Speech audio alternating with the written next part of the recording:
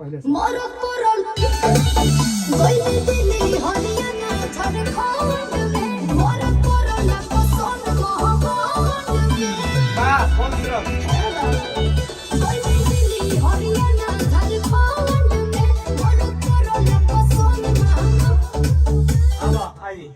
महापमान जीवो कि ना लाइट ऑफ हो जाए ना जरा लगा हां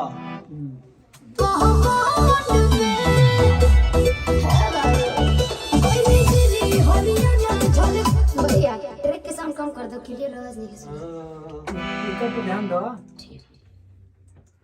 बहुत अच्छा बहुत अच्छा। ये हमारे अखिलेश जी हैं अच्छा यही है। हाँ और ये हैं हमारे शुभम भैया जो कि ये ब्लॉग्स बन रहा है जो महाराज शुभम तिवारी कंपोजर चैनल पर हमारे जाएगा। ये देखिए ये लोग गाना बना रहे हैं लोग बहुत अच्छा गाना है।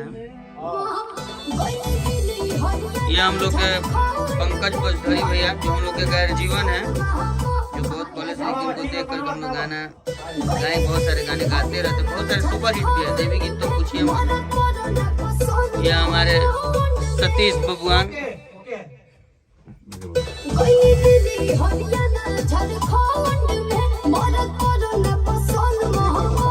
जेपी जी जो म्यूजिक कर रहे हैं। हाँ जेपी भैया दोनों लाइन है।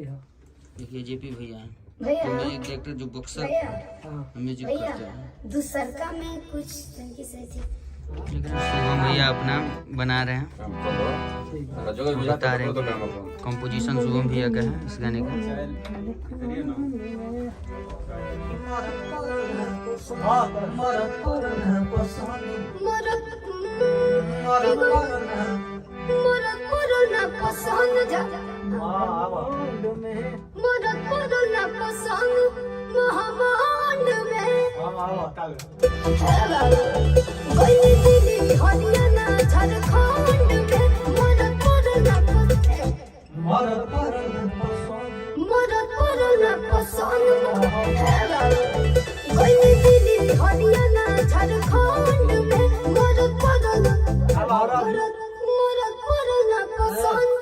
मुंह खोल के मरद का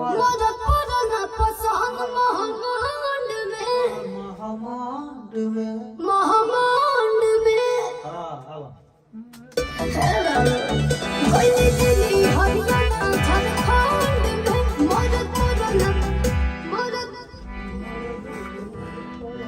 अभी रोक दीजिए ये वीडियो अभी रोक दीजिए।